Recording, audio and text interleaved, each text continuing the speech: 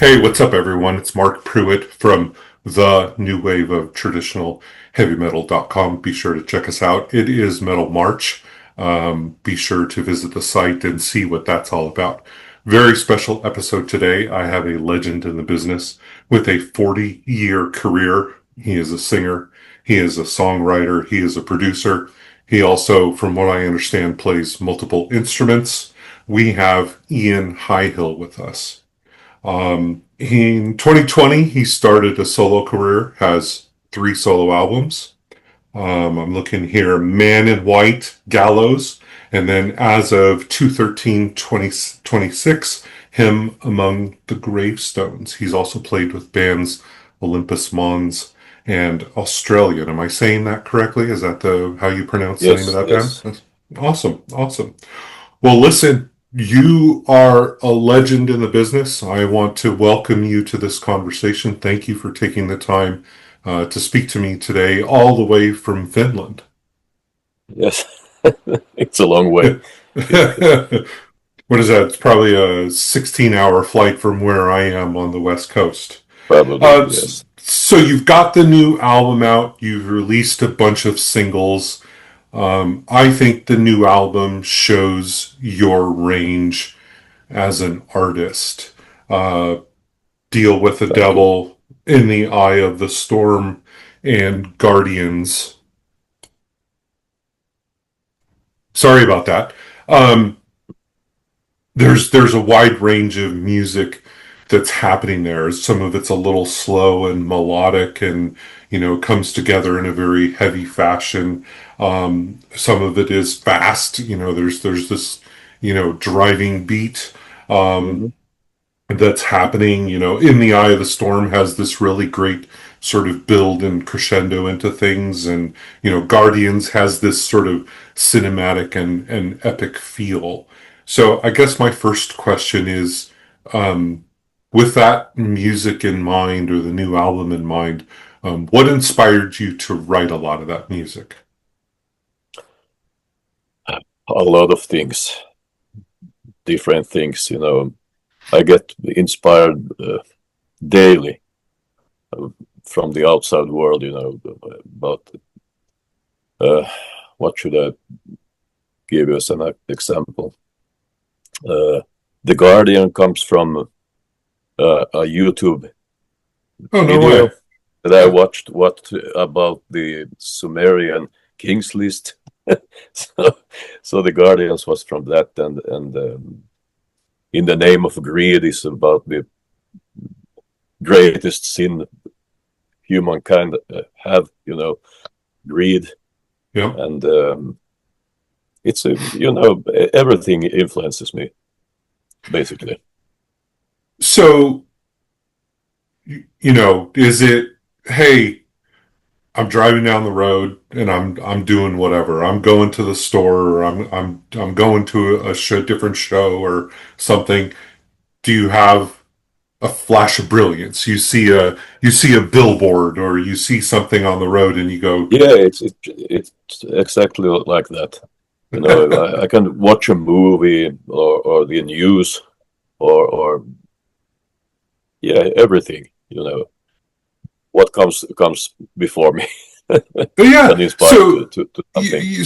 so when something, go Yeah, ahead. I write about actual uh, influences and things that happens to me, but I Hmm. try to write them so no one gets offended or something. Sure, In a more fantasy like way sure, than yeah. than straightforward. I'm not. I'm more like Dio than Ian Gillan, if you Yeah, know what yeah. I mean. Absolutely. Oh In yeah. lyric wise, Yep, yes. yep. I can see that. I can accept that. That makes a lot of sense. And there's a lot of great stuff that's in that fantasy world, but there's also a lot of sort of modern entanglements that get put into Yeah. yours. So when something inspires you, you have sort of that flash of brilliance. How do you is it up here? Do you sort of keep cultivating that idea? Do you write it I down on a write every piece of? yeah, I write everything down in my cell phone. Ah, okay. In my, So, yep. yeah, I keep track of everything. When I'm watching a movie, there may be a line in the movie that inspires me, and then I write it down and sit. Then I visit it later and do something or not about it. There are a So huge I number. have a lot of notes. I was just going to say there are a huge number of artists that do the exact same thing. Like, oh, I'm sitting there and it's like, I gotta pick up my phone and I gotta speak it into my phone or I Yeah, gotta write it into my phone. So that's awesome. I love that. Um, and I hope you never lose your phone because that would be tragic. I wouldn't want to lose all of those ideas. yes. So, uh, when you've got a song that's brewing. Something's obviously caught your attention or something has caught your imagination. How does it come together? Is it words first? Is it a melody first? No, it's usually when I start to build on a record. Mm-hmm. I usually I write down some lyrics, as a guideline, and then I try to come up with riffs and stuff, and then I build from that. Usually a riff, and then I add some melodies, and the lyrics Mm-hmm. comes last. Oh, lyrics comes last. That's kind Yes, of it. yes, That's kind of interesting. yes. I guess. Well, I mean, I think it depends. I've talked to folks where it's, hey, the words come to me first, and then Mm, I wrap the words around a melody, or I do things like that. So it's very interesting to me that you have this sort of vision that comes to you. Hey, I'm going to be inspired. This video on YouTube about the Sumerian civilization is inspiring to mm, me, and then it sort of starts with the music and the words kind of come along. I mean, it's not right or wrong. Everybody is creative in a different way. yeah, it could be the other way around Sure. sometimes. It's not carved in stone. This way doing it. I do it in a lot of ways. There Sometimes is it sometimes go it's a melody. Sometimes it's the riff. Sometimes it's a lyric, a sentence, something. it's funny It because differs from when time to time. when people talk to me about writing or stuff like that, I just say, you know what, I just kind of write what the voices in my head tell me to do. So I would imagine it's kind of the same thing that Yes, it just comes to you and you sort of you're a vessel for it and you have to let it out in whatever way it comes to you. exactly. Yeah, that's cool. All right, all right. Um, I just sort of out there is a tremendous culture and history of incredible bands that have come out of Finland. And you're a part of that legacy. What is it about Finland that metal just continues to sort of churn out in this way? Did you grow up with it or how did it come together? I think it's the for me it started in the early 80s with the new wave of British heavy metal and Yep.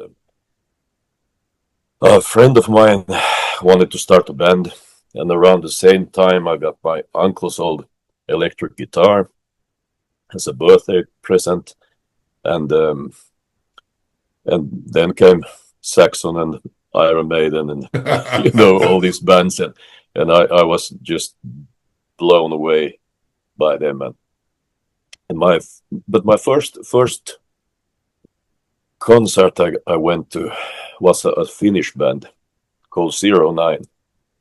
Hmm. It was back in the 80s. And so that was my first concert.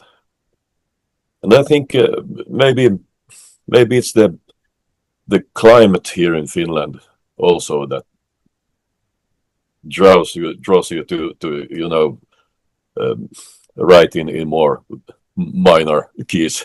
You know, it's yeah, it's dark most of the year, and you know it's it's like that. I think it has to do with that. We Finns are quite introvert and melancholic, so so we write out in the music, and heavy metal suits that very well. Well, I don't disagree, but you're at least from what I've heard, there isn't a huge thread of melancholy that runs through your music. You know, your music is there's a lot of sort of hard driving, and you know your lyric or your vocal delivery is up there and is very sort of strong. So you know maybe there's an underpinning of that's in there, but that's an interesting insight, and it's culture differences, right? You know, like I'm from Mm-hmm. California, I'm from Los Angeles. It's all about Yeah. up in town, up on the Sunset Strip, and you know, flashy and being crazy and you know, doing stuff like that. And LA music is just sort of known for that. It's Mm-hmm. interesting, you know, to hear how different cultures and how sort of ingrained it is to history and you know things of that nature. Um, I understand. You know, you mentioned some of your influences come from movies and stuff like that, and I Yes. read that you've got some favorite movies. You know, can you talk about some of your favorite genres and some of the movies you like to watch? Well, I like surprise horror movies, of course, and I think The Exorcist is my favorite, all time favorite, and The Shining. Yeah. And I like to read a lot. I read books almost all the time. I'm a readaholic, you know. So I don't know. It's I think horror and fantasy and those kind of things. Awesome. I like that. I like them.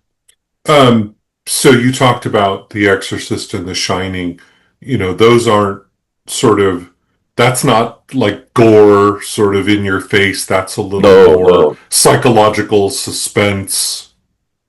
Yes, yes. I like more of that stuff. Yes, I don't like the gore. Gore. It feels like sometimes you watch a movie like that and it seems like they end before they begin. You know. I like Sensory the build overload. up when it builds up Yeah. Okay. Yeah. to No, I get along that. And you know what?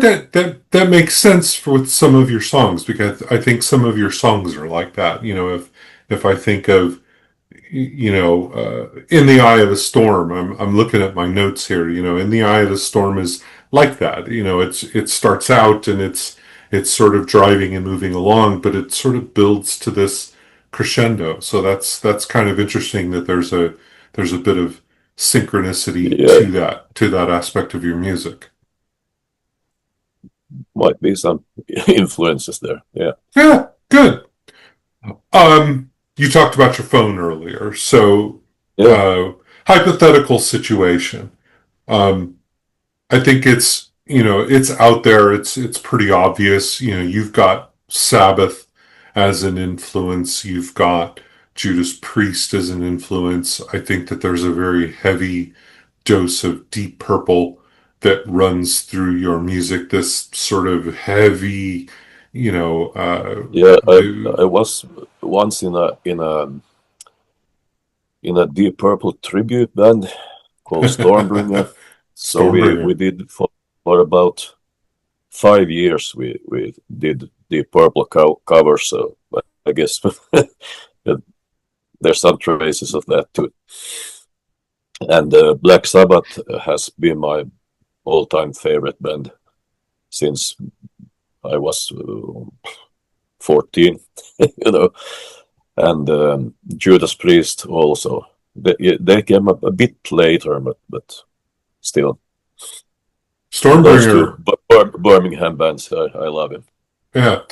Stormbringer is one of my favorite Deep Purple songs, but it's also Stormbringer is one of my favorite book series, the book series by Michael Okay. Moorcock. Yeah, so that's a great coincidence from that perspective. One of the things that I liked that I read about in your bio is I these are the things that I noticed, right? You like all eras of Black Sabbath. And Yes. I think that that's a really important designation. You know, look, I love Ozzy. I love all of that stuff, Yes, but of course. Heaven and Hell, in my book, one of the best album, if not the best album that's ever been recorded. Yeah. Fantastic, top to bottom. In my opinion, in my opinion, it's Bob Rose. Heaven and Hell is number two. Okay, okay. I Yeah. uh, one and two very easily. Yeah. I think an unsung album in the Sabbath catalog is Tony Martin with Eternal Idol. Eternal Idol. Yes. Yes. There is not a bad song on that record, and a lot of people No, slag that record for whatever reason, and it drives me nuts because that is, you know, that's a top five it's superb. Sabbath record. Yes, absolutely. Interesting, Yeah. interesting, Right. interesting. Um, So continuing on with the thread, so your phone, Mm. you know, I'm gonna steal your phone and I'm gonna look on your phone. Okay, so I see Sabbath, I see Priest, I see all of these metal bands. What is a surprising influence that people might not expect from a musical perspective that you listen to? Oh, I listen a lot to classical music Mm-hmm. uh, at my free time when I'm not doing my own music. I listen to classical music, but because it's soothing, you know. And well, if you're talking rock bands, Yeah, why I not? would probably say I listen to so much. I listen to Pink Floyd, you know. I listen to uh, all kinds of stuff, even CCR, you know. I listen to a lot of music. I love all kinds of music. Heavy metal Good. just happens to be the number one that I like There's a lot and of that I always liked. but there's a lot of flavors of entanglement that happen there, right? You know, who Yeah, isn't influenced by Pink Floyd? You know, there's so much of Pink Floyd that runs through a lot of stuff. And if you know, if I listen to what your profile is, the music of Pink Floyd makes a lot of sense because I think it appeals to sort of that cinematic or that texture that of influences that sort of run throughout your life. And then of course, you know, CCR is just, you know, straight up southern tinged rock. Why not? You know, there's always a great time in the summer when you're in the car with the windows down, blasting that yeah, kind of yeah. music. So that's kind of interesting. Classical music. Classical music is the original heavy metal. It is in some Yes. ways sort of the birthplace of heavy metal. Classical music is also a very sort of broad subject. Is there something in particular that you like in the classical strain? Um, uh, Bach is one, Mm-hmm. and is it Edward Grieg, the Per Gynt? I think so. Yes, that Was it? sounds about right. Or am I confusing him with someone else? But those two are my favorites. Uh, I I like things like Vivaldi. Vivaldi. There's a lot of Mm, emotion. There's a lot of, if you look at something like the Four Seasons, to your point about the climate sort of being dark, if you look at yeah, sort of the Four Seasons almost crystallizes it, right? You can kind of feel what's happening. The other thing that I really like about classical music is I like a Baroque trumpet or a Baroque French horn. mm, Talk about the melancholy, right? Sort of the the almost the loneliness of a solo instrument that's like that. So, I share that love of, classical music. When I was getting into metal around the same time that you were, there's a radio station here in Los Angeles that's connected to yeah, one of the universities, and they play classical music. And exactly to your point, it's like Pink Floyd is great headphones music. Put on some headphones and you get lost and stuff. It's the same thing with classical music. It's just something that sparks and feeds your imagination. So yes. that's Uh, great. I many times listen to there's a radio channel that is playing classical music at night,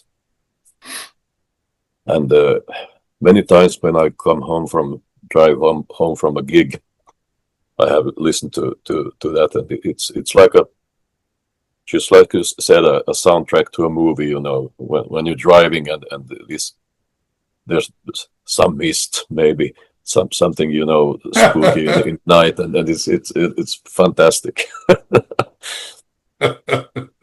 And uh, after a hard rock gig, it's very soothing. yeah, well, that's. Okay. 2027 side project is you writing sort of a crossover metal classical album. What do you think? I wish. Just an instrumental, right? Something Mm, something's heavy, cinematic, classical. I think we should make that happen. That would be awesome. it will be cool. Yes. You have the talent. I don't. So you got to Mm, you got to do all the heavy lifting on that. yeah. Yeah. Um, in your 4 decades of experience, you've been on the road, you've recorded a lot of music. I'm sure you have a treasure trove of memories. And I have a lot of questions about that, but I have two that I've sort of narrowed it down to. Um, do you have a favorite metal moment from your time in music? Something that just Well, sticks out to you. You tell this story to your friends or whatever. well, there are so many stories and so many good memories from the road and off the road and in bands. It's hard to really point out a special moment. I think it's probably concerts. We did one in well, this years ago with Australian in Virgin Oil in Finland, a venue, and we were warming up for Battle Beast. Hmm. It was a quite special moment. I gotta tell you, it's really wild crowd, and they were of course waiting for the main attraction, but they were good to us too. So that was a very special moment, and then we did was it a year after that we did Tuska Hmm. festival. That was also a really really great experience. I wish that the United States would embrace festival culture like Europe does, because the quintessential metal experience is going and experiencing any of the festivals that occur over in Europe, because it is it's all in on metal. Like the festivals that we have here, yeah, there's some great bands, but they're so small. You know, that there's nothing that happens here on the scale of what happens. I mean, it's actually changed the face of the music business, because bands, you know, like here in the spring, bands are warming up and then they go to Europe for the summer because they're doing the festival season. So you know, Yeah. it's there's It's weird. actually You started it all with Woodstock once. I don't know what the hell Yeah, happened. Well, there's been tons of great, you know, if you look at Woodstock, if you look at the Us Festival, and if you look at yeah.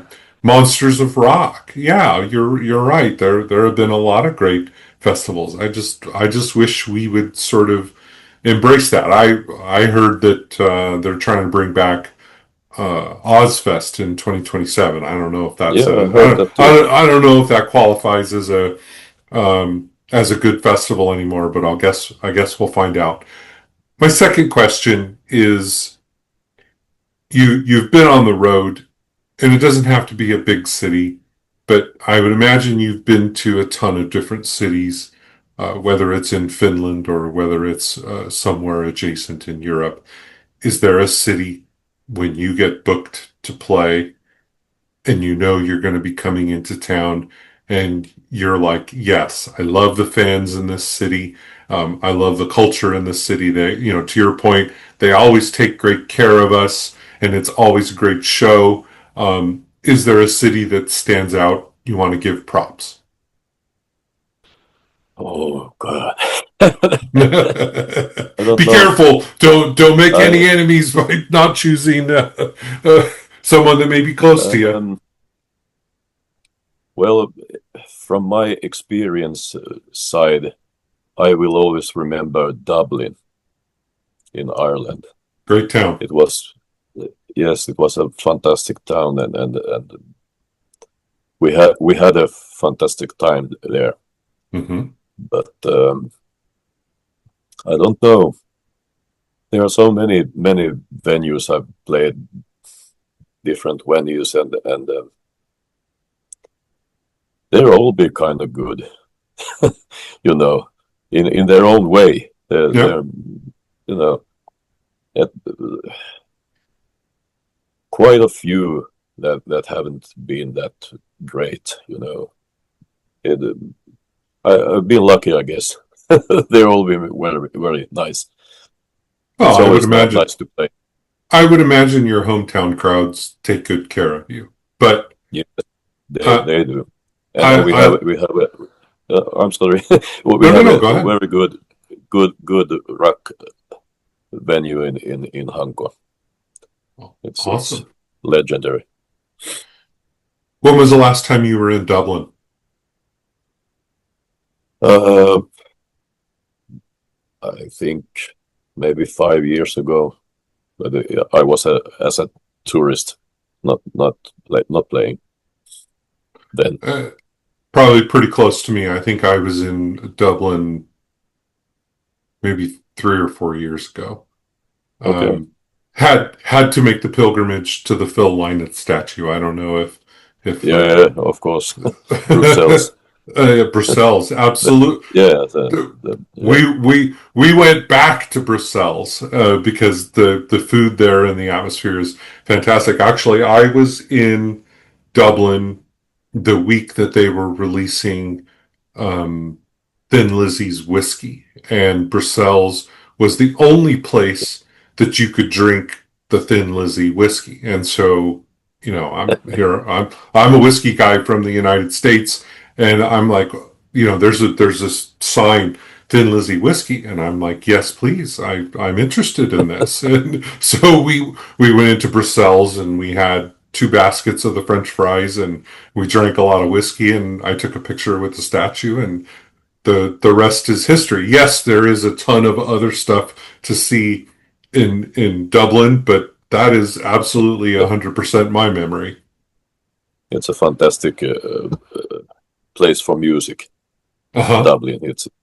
There's pubs everywhere, and Hmm. there's live music in almost all of them. So it's like a holy place for me. You know, so much music and so much art. And I love it. but it's not like sensory overload, right? You know, it's just it's still small and old world and kind of Yes. quaint. And it's interesting to sort of get the different flavors because you can actually get to a part of town where it's like, oh my God, like, you know, everything here is it's just very old, and you know, you can see that the modern world has sort of encroached upon it, but a lot of Yeah. that still stands, and it's just an interesting thing. And I think that that probably plays out in a lot of places in Europe. Hmm. It's, you know, that you know, that's you know, castles and skyscrapers, you know, sort of in the same country, but you know, maybe in different parts from that perspective. Yeah. um so you've got this new record out, and it's early here in 2026. What are your plans for the rest of the year with this new record? You've got anything coming Uh, up that you can discuss? well, I'm gonna play gigs, of course, here in Finland, and try to promote it as much as I can, because I'm doing everything myself. I don't have any you know big companies behind me, record companies and such. So it's all up to me, really. So I'm trying to do my best and maybe sell some records and get some streams. And I think that this is important, right? Let's not get political, and let's not get into the debate, but I think it's incredibly important to point out that, as you said, you're an important artist. Your album, uh, it's you're 100% independent on your album. Is that right? Yeah. Mhm. And and so you're taking on all of this stuff. So I think fans need to understand that you're not a, well, you're a one man show. You're taking this on and you're doing that. And the thing that I love about where metal is, and you know, guys as old as you and I are you know, to remember this, remember when, you know, metal was sort of underground, and then all of a sudden metal was the only thing that was out there. Well, Yeah. metal's kind of gone a little bit back underground. You know, yeah, Yes. Yes. It has. there's big bands and there's things that do stuff like that, but it's not in the forefront anymore. So I think it's important to highlight that there's independent artists out there like you, that are trying to make the magic happen. And that's why it's important to, you know, you go to shows, you buy CDs, or, you know, you go to your website and support folks, because it keeps the industry going. It keeps people, you know, Yeah. you with Yeah. an amazing 40-year career. You know, look, it's not about, hey, I need to buy another mansion. It's, hey, you know, I just want to keep doing the art that I love. And Yes. I think that that's incredibly That's just the important. point. Yeah, absolutely, 1,000%. That to you, it's about the music, it's about the art, and that's Yeah. great. Yeah. And we should be doing a hell of a lot more to support artists like you, that are putting in the work and having sort of that authentic experience, right? You know, this isn't something that's sort of contrived or put together. You know, to everything that you've talked about, you know, the things that influence you and you putting out this great music comes from the heart. It comes from Yes. you know, you being inspired, driving home on that dark road, listening to classical music, and you've got a new song in your head. Yeah. Yeah, I think it's very important that the music continues, and you know that it won't die, because there's been, you know, I'm not doing it for the money. I've never done it for the money. It's always been for the art.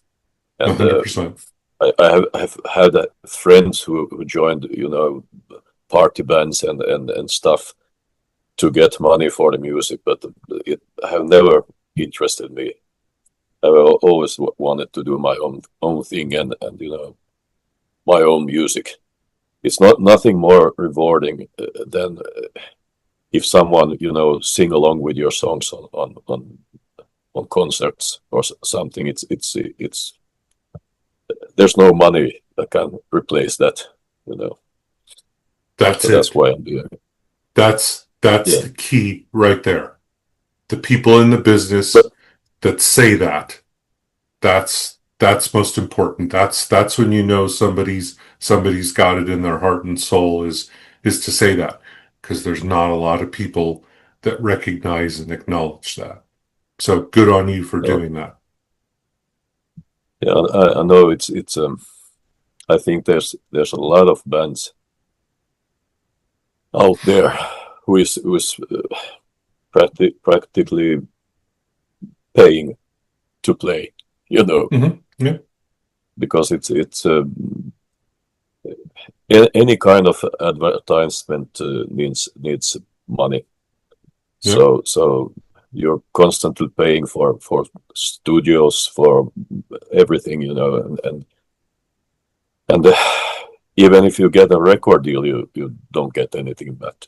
It's not like it was, that's for sure. Yeah. Well, Uh, Ian, I want to thank you because this has been very rewarding from the insight of someone who has seen sort of the birth and sort of the middle life and then kind of where we are now, and to hear sort of your beginnings, and to also delve into your motivations, understanding that your art is what's most important. This has been a great conversation, so I want to thank you for your time. um Look, I love to leave it with you as the artist. Do you have a final word, or how do you want to take us home from that perspective? I'm not trying to put you on the spot, but uh, however, if you want to offer thanks, or if you just want to, tell us your socials of where we can find you and find your merch, I'm happy to send you off from that perspective. well, you can find my records on Elastic Stage, or and there's link on every site I have on my You're easy to social find. media. You're very Yeah, easy to find. Yep.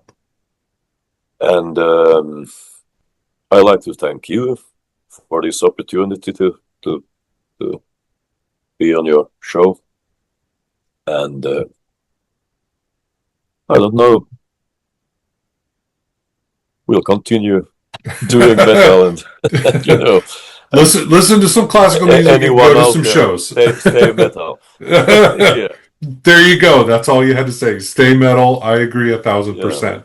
Again, thank you very much. Appreciate everything that you've done for metal music, everything that you're going to do for metal music. I wish you the absolute best in 2026, and let's not make it a long time before we catch up again when you have new music to promote, or when that classical project gets off the ground.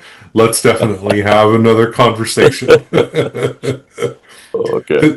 Thank you again, Ian. Really, really Thank appreciate you. it. Much Thank you for respect. having me.